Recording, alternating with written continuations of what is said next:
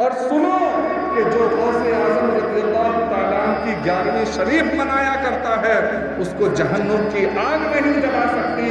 تو جب جہنم کی آگ اتنی بڑی آگ ایک شخص کو 11ویں شریف منانے سے نہیں جلا سکتی تو یہ چھوٹی موٹی دنیا کی آگ اسے کیسے جلا سکتی؟ کوئی پوچھے یہ دور کس کا ہے، تم بتانا میرے حسین۔ نحمده ونصلي على رسوله الكريم اما بعد فاعوذ بالله من الشيطان الرجيم بسم الله الرحمن الرحيم الا ان اولیاء الله لا خوف عليهم ولا هم يحزنون صدق الله العظيم وصدق رسوله النبي الامين المتين الكريم ونحن على ذلك لمن الشاهدين والشاكرين والحمد لله رب العالمين۔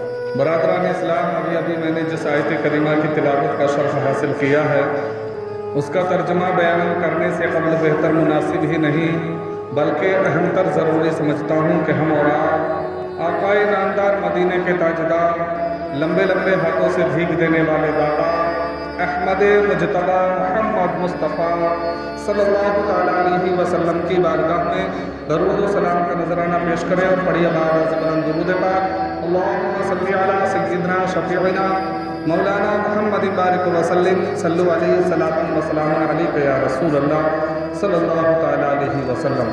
میں نے جس آیت کریمہ کی تلاوت کا شرح حاصل کیا ہے اس میں رب تبارک و تعالیٰ ارشاد فرماتا ہے کہ خبردار، بے شک جو اللہ کے ولی ہیں انہیں نہ کسی قسم کا خوف ہے اور نہ وہ غمگین ہوتے ہیں۔ یعنی اس آیت مبارکہ میں اللہ تبارک و تعالیٰ نے ان لوگوں کا ذکر فرمایا ہے جن کے ہم شب برات میں فاتحہ خوانی کرتے ہیں، ان لوگوں کا ذکر فرمایا جن کی ہم کنڈوں کی فاتحہ کرتے ہیں، ان لوگوں کا ذکر فرمایا کہ جن کے لیے ہم عید بقرہ عید میں فاتحہ کرتے ہیں، اور ان لوگوں کا ذکر فرمایا جن کا ہم 11ویں شریف کی فاتحہ کرتے ہیں۔ لیکن کچھ بدبخت اور بدنیت لوگ ایسے بھی ہیں جو یہ کہتے ہیں کہ ہم کھانا تو کھاتے ہیں لیکن فاتحہ کا نہیں کھاتے۔ پیارے برادران اسلام، آپ سوچئے کہ ہمیں اللہ تبارک و تعالیٰ کے پیارے حبیب اکرم صلی اللہ تعالیٰ علیہ وسلم نے ارشاد فرمایا کہ جب تم کھانا کھانے بیٹھا کرو تو بسم اللہ الرحمن الرحیم پڑھ کر کھانا شروع کیا کرو، اور ہم سب مسلمان اس چیز پر عمل بھی کرنے کی کوشش کرتے ہیں اور عمل کرتے بھی ہیں۔ یعنی ہمیں کھانا کھانے کا حکم فرمایا تو رب تبارک و تعالیٰ کے پیارے حبیب نے ارشاد فرمایا کہ جب تم کھانا کھانے سے پہلے بسم اللہ پڑھو گے تو اس کھانے کو شیطان نہیں کھا سکتا۔ اب سوچئے کہ بسم اللہ کی ایک چھوٹی آیت مبارکہ کی اتنی بڑی طاقت ہے کہ شیطان سے کھانا محفوظ ہو جاتا ہے، وہ کھانا شیطان کے پیٹ میں نہیں جاتا۔ تو سوچئے کہ جس کھانے پر چاروں کل پڑھے گئے ہوں، سورہ فاتحہ پڑھی گئی ہو، تو اس کھانے کو شیطان کیسے کھا سکتا ہے؟ جو لوگ یہ کہتے ہیں کہ ہم فاتحہ کا نہیں کھاتے وہ شیطان کے دادا یا پوتا یا ناتی ضرور ہوں گے۔ پیارے برادران اسلام، اس موضوع پر مجھے ایک بات یاد آ گئی۔ ایک مسلمان اور ایک غیر مسلم کا گھر آمنے سامنے تھا۔ مسلمان کا عالم یہ تھا کہ حضرت سیدنا غوث اعظم رضی اللہ تعالیٰ عنہ سے بے حد محبت کیا کرتا تھا۔ محبت اس قدر کیا کرتا تھا کہ ہر مہینے کی 11 تاریخ کو فاتحہ خوانی اور محفل سجایا کرتا تھا، کھانا وغیرہ بنا کر لوگوں میں تقسیم کیا کرتا تھا۔ سال میں جب بڑی 11ویں آتی تھی، جو یہ مہینہ چل رہا ہے، یہ مہینہ جب آتا تھا سال میں ہر 11 تاریخ کو خوب کھانا پکوا کر ہزاروں لوگوں کو کھانا تقسیم کیا کرتا تھا۔ میلاد شریف کی محفل سجایا کرتا تھا، محفلوں میں حضرت سیدنا غوث اعظم رضی اللہ تعالیٰ عنہ کا ذکر کروایا کرتا تھا، اور جو سامنے والا غیر مسلم تھا وہ ہر سال اس کے اس کارنامے کو، اس کام کو دیکھا کرتا تھا۔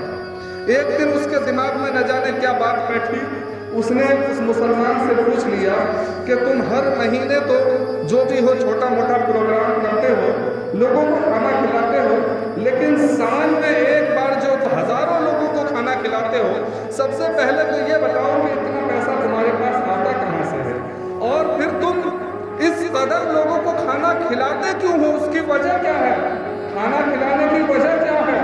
تو اس نے بتایا کہ مجھے حضرت سیدنا غوث اعظم رضی اللہ تعالیٰ عنہ بڑی محبت ہے، اور یہ 11ویں شریف کا مہینہ ہے، اس مہینے میں میری عادت ہے، اس مہینے میں سرکار کی محبت میں، سیدنا غوث اعظم رضی اللہ تعالیٰ عنہ کی محبت میں 11ویں شریف منایا کرتا ہوں، اور خدا اور اس کے رسول کو راضی کرنے کے لیے، سیدنا غوث اعظم رضی اللہ تعالیٰ عنہ کو راضی کرنے کے لیے میں لوگوں کو کھانا کھلایا کرتا ہوں۔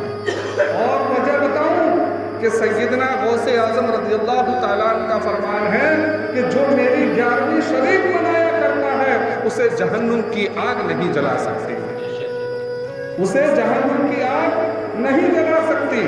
اب جب یہ بات ہوئی تو اس کے دل میں جو ہے حضرت سیدنا غوث اعظم رضی اللہ تعالیٰ عنہ کی محبت بیٹھ گئی، اس نے بھی معمول کے مطابق 11ویں شریف منانا شروع کر دیا۔ اس کی زندگی چلتی رہی، 11ویں شریف کو مناتا رہا۔ جب آخری وقت آیا، جب موت کا وقت قریب آیا، اس کی موت ہوئی، تو اس کے دھرم کے مطابق اس کو لے گئے شمشان گھاٹ میں۔ شمشان گھاٹ میں لے جانے کے بعد لکڑیاں اکٹھی کر کے گھی تیل جو بھی لگانا تھا لگایا، اور اس لکڑیوں میں آگ لگا دی۔ شروع سے لے کر کے آخر تک جتنی لکڑیاں تھیں وہ سب کی سب جل گئی، لیکن اس شخص کا ایک بال بھی جلا نہیں پائی۔ وہ آگ اس شخص کا ایک بھی بال جلا نہیں پائی۔